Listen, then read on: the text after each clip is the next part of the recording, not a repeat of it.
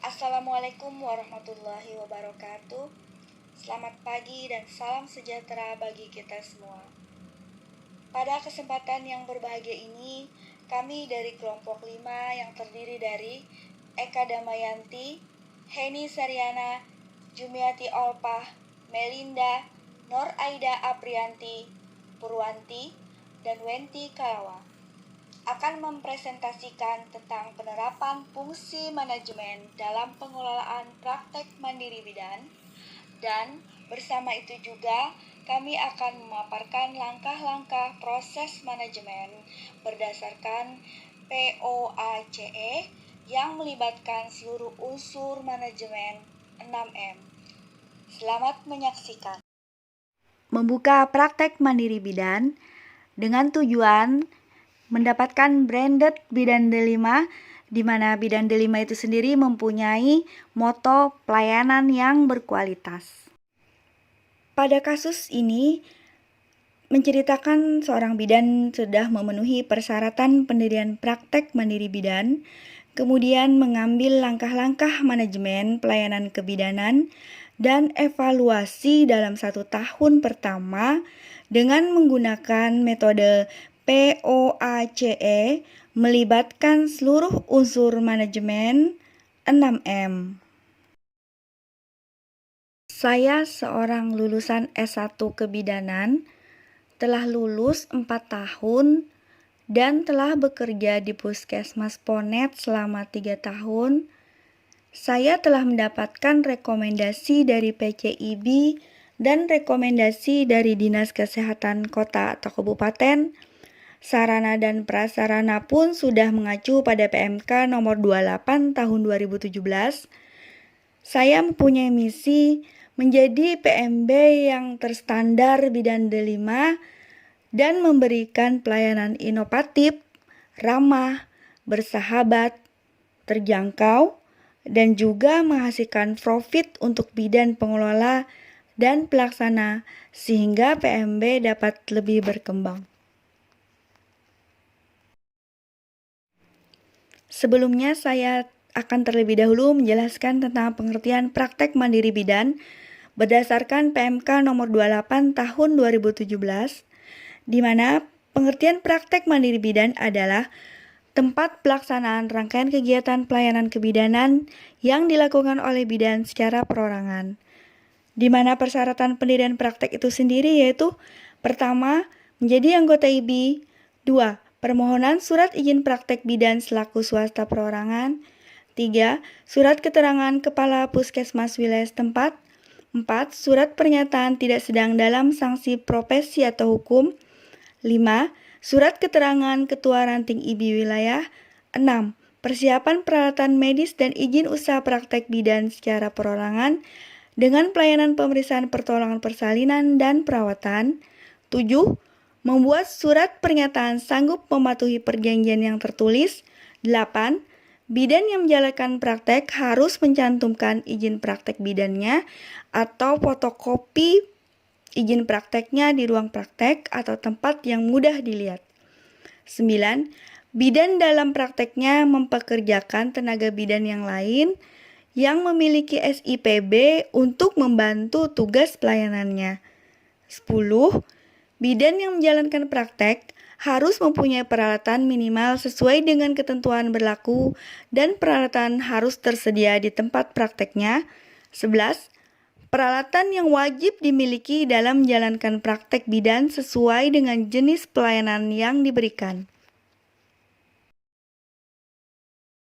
Selain itu, ada persyaratan bangunan, di antaranya adalah papan nama, ruang tunggu, lokasi, hak dan guna pakai. Menerapkan analisa SWOT yang terdiri dari strength atau kekuatan, weakness, kelemahan, opportunities, peluang, dan threat, ancaman. Surat perizinan berupa SIPB dikeluarkan oleh Kepala Dinas Kesehatan Kabupaten atau Kota, yang seterusnya akan disampaikan laporannya kepada Kepala Dinas Kesehatan Provinsi setempat dengan tembusan kepada organisasi profesi setempat. Selain itu, kelengkapan yang harus dipenuhi yaitu kelengkapan administrasi, peralatan, sarana dan prasarana PMB diantaranya adalah administrasi, peralatan dan obat-obatan, sarana dan prasarana asuhan roaming in atau rawat gabung. Dalam praktek, Mandiri Bidan memberikan pelayanan yang meliputi penyuluhan kesehatan, konseling KB, antenatal care, asuhan persalinan, perawatan NIPAS, perawatan bayi, pelayanan KB, imunisasi, kesehatan reproduksi remaja, perawatan pasca keguguran. Karena tujuan yang ingin dicapai tadi adalah branded dari Bidan Delima, maka akan saya jelaskan sedikit mengenai program Bidan Delima.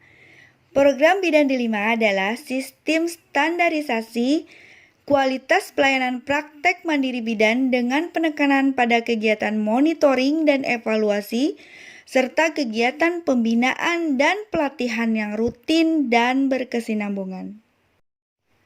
Manfaatnya adalah bagi organisasi IBI, pembinaan organisasi, pembinaan anggota, diseminasi pengetahuan, keterampilan terkini atau evidence based, pemantauan kualitas pelayanan PMB.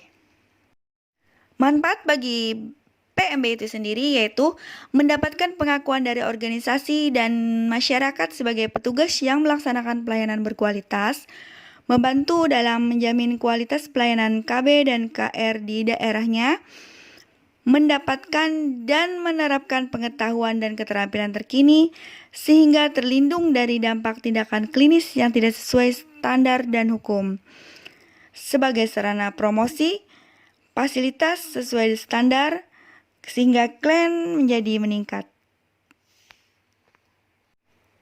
Bidan Delima mempunyai visi yaitu menjadi standarisasi pelayanan PMB di Indonesia. Sedangkan misinya adalah meningkatkan kualitas pelayanan kebidanan di PMB, meningkatkan kompetensi PMB berdasarkan hasil penelitian dan perkembangan praktek kebidanan terkini, mewujudkan PMB yang handal, kompeten, dan profesional dalam pelayanan melalui standarisasi dan kegiatan MONEF yang berkesinambungan. Misi selanjutnya adalah mewujudkan rasa aman, nyaman, dan kepuasan bagi PMB dan pengguna jasa. Meningkatkan peran IBI dalam pembinaan dan menjaga profesionalitas PMB. Kita masuk pada pembuatan POACE dalam 6 unsur manajemen pada PMB, di mana fungsi manajemen yang pertama adalah P. Planning, O. Organizing, A. Actuating, C. Controlling, dan E. Evaluating.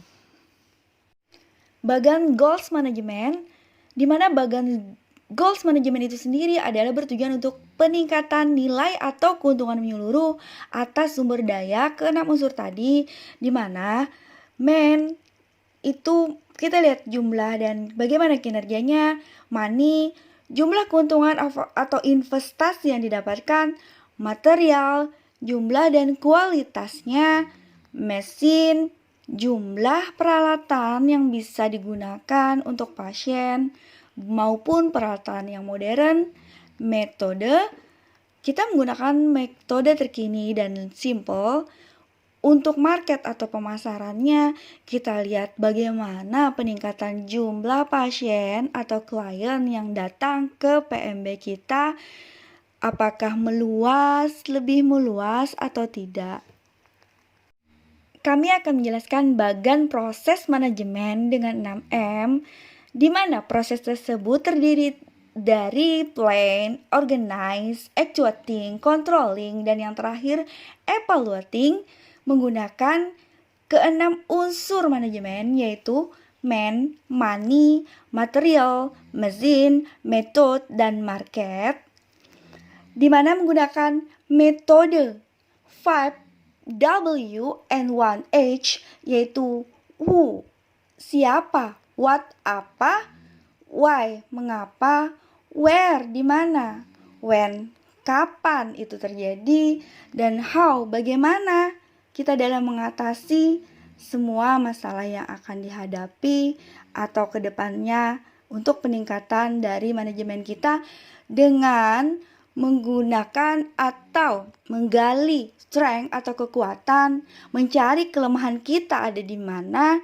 dan opportunity atau peluang kita ada di mana, sehingga dapat menghasilkan goals dari manajemen itu sendiri. Kami mulai menggali dalam unsur manajemen yang pertama, yaitu man, sumber daya manusia, di mana P-nya atau planning, belum ada rencana penambahan tenaga yang baru untuk memenuhi jumlah tenaga yang diperlukan. O-nya, sudah ada pembagian tugas sesuai dengan struktur organisasi. A-nya, sudah adanya pergerakan untuk memberi motivasi, contoh, hadiah, dan hubungan, serta hukuman untuk kedisiplinan karyawan. C-nya, sudah adanya pengawasan terhadap pekerja lewat absensi, monitoring, dan supervisi. Evaluasinya adalah sudah adanya evaluasi setiap akhir kegiatan. Untuk unsur yang kedua, material atau bahan baku, P-nya, adanya rencana memberikan penomoran pada tempat tidur pasien, adanya poster penyuluhan tentang pandemi COVID-19, adanya stiker kebersihan pada kamar mandi pasien, adanya perbaikan lemari pasien yang tidak digunakan dengan baik, penyediaan APD bagi karyawan PMB, pengadaan tempat cuci tangan pasien dan pengunjung sebelum memasuki area ruangan PMB, renovasi untuk penambahan ruangan VIP, adanya pemberitahuan dan peringatan penunggu pasien yang berkunjung ke PMB. O-nya itu sendiri, sudah adanya struktur organisasi dan tupoksi dari masing-masing staf. Yang kedua, koordinasi dengan bagian keuangan PMB untuk masalah pendanaan yang ingin dikeluarkan.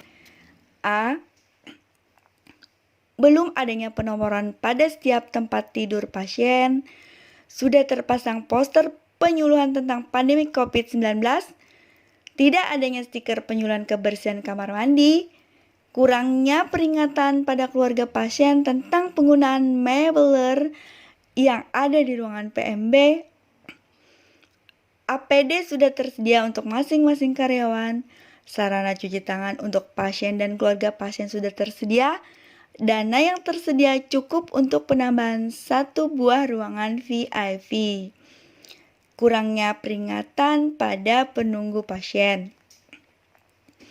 C-nya, kurangnya coding pada tempat tidur pasien, kurang adanya pengawasan sarana penyuluhan sehingga banyak yang rusak, kurangnya sosialisasi tentang kebersihan kamar mandi, kurangnya pemberitahuan tentang penggunaan mebler yang ada di ruangan PMB, pengawasan APD habis dan bahan habis pakai sudah terakumulasi dengan baik, sudah adanya pengawasan distribusi pengadaan sarana cuci tangan, pasien dan pengunjung, penyesuaian profit untuk ruangan VIP sudah dilaksanakan dengan baik, kurangnya pengawasan penggunaan kartu penunggu pasien. Evaluasinya di sini, sudah adanya evaluasi dan pengawasan dari masing-masing item rencana. Unsur yang ketiga yaitu metode. Planningnya, sudah adanya SPO semua tindakan kebidanan yang dilakukan di PMB. 2. Melakukan kerjasama dengan pihak ketiga untuk pengelolaan limbah B3 di PMB. O-nya, sudah adanya struktur organisasi dan tupoksi masing-masing staf. A-nya, actuating, SPO tindakan pelayanan kebidanan di PMB kadang tidak dilakukan dengan benar. 2. Sudah bekerja sama dengan organisasi profesi untuk masalah pengelolaan limbah B3. Controlling, kurangnya pengawasan dan kesadaran diri dari karyawan PMB. 2. Belum adanya MOU dengan pihak ketiga untuk pengelolaan limbah B3. Evaluasinya sendiri, kurangnya komitmen untuk meningkatkan pelayanan 2. Masih dalam proses pengajuan dengan organisasi profesi untuk pengelolaan limbah B3.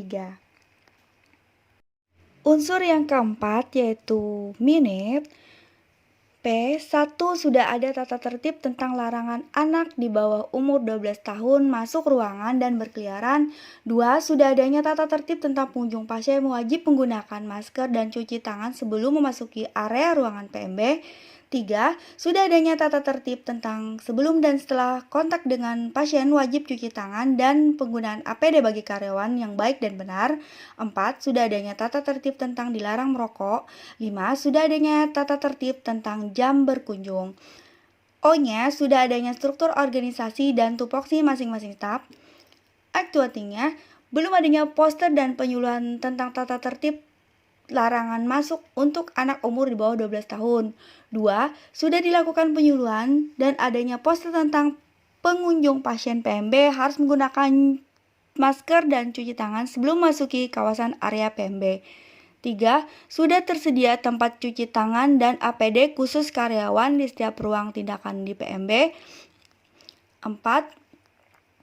Sudah adanya poster peringatan tentang larangan merokok, tetapi masih ada ditemukan pengunjung yang masih merokok di lingkungan sekitar ruangan. 5.